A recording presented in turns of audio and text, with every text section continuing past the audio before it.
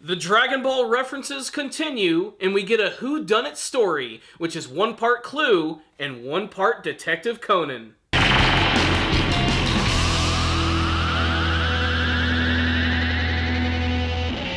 Pop Team Epic returns, and they actually managed to switch the formula up a little bit. I mean, it's basically a reversal of the previous formula, but I do appreciate the breakup.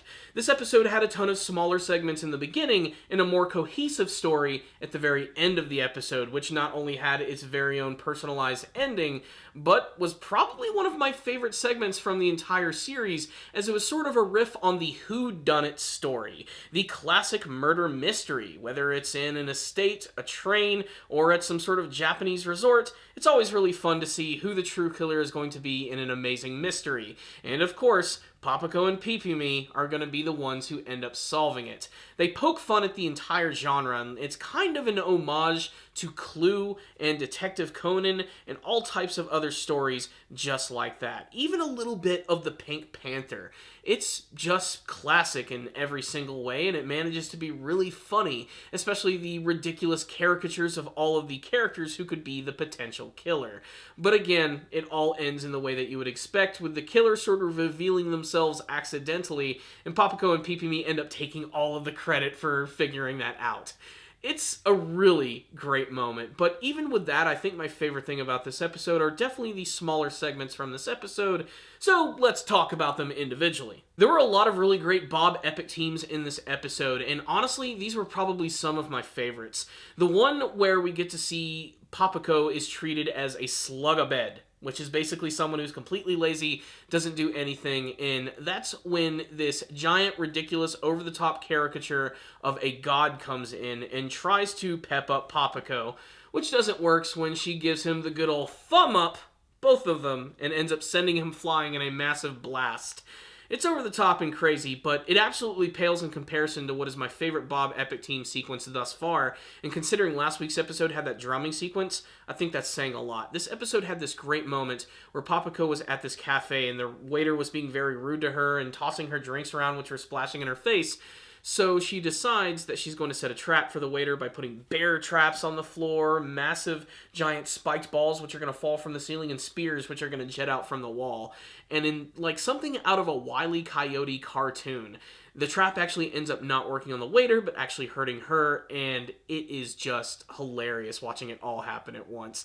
It actually made me kind of spit my drink out when I was watching it a little bit because of how it was so simple. Like, it didn't go that crazy with it, but seeing her get impaled by all those weapons and just being very upset about it was just really funny. Just the look in her eyes.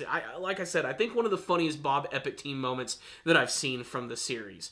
And at first I hated them, how crappy they looked. I'm really starting to appreciate that crappy look now. It's kind of like watching something on Adult Swim or like some early South Park episodes. An episode of Pop Team Epic wouldn't be complete without some sort of video game reference, and this week it's going to be Puyo Puyo, which is a Tetris-style video game, and just like the other ones, it goes by real quick, and it might as well just be a transition for the next scene of the episode.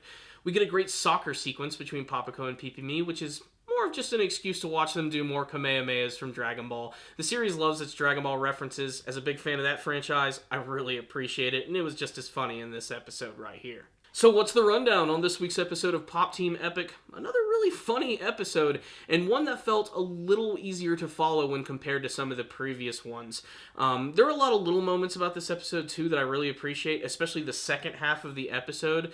I don't know if the intros have ever done this before, but they changed the intro a little with some of the sound effects they use. Just when some of the items are actually coming in, or when they're like using the toothpaste which is going on the toothbrush, which has Papako's face on it, like it makes like a fart noise, and there's all types of wacky sound effects which are added to the intro, which definitely made it a lot funnier. I really liked it. They really toyed around with the sound basically, which tends to be the part of the course for the second half of the episode. Different sounds, different voice actors, and maybe even some completely different dialogue. The opening segment of the episode, like, I'm not even sure what it's referencing. It's like this old school style of animation or art style that's used in Japan.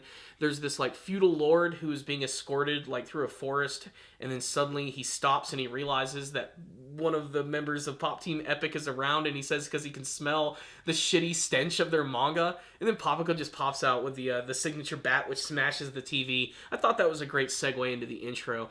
But this episode right here, I loved the whole mystery sequence. It, like I said, just sort of poking fun at that entire genre and doing it really well, especially Papaco and Pipimi's entire backstory about them being these world-class hostesses. It's just so ridiculous in Japanese in the best way possible. But like I said, it was another one of those classic whodunit stories. I love how they try to point out the one dude there who's wearing a hood and totally looks like a serial killer. Papaco's so convinced it's him the entire time. It's funny. And of course, the actual killer revealing themselves is so Detective Conan. It just totally has that feeling completely. So yeah, just another fun, wacky episode with a lot of really great segments. I liked this episode quite a bit, which is why I'm going to give it a 4 out of 5.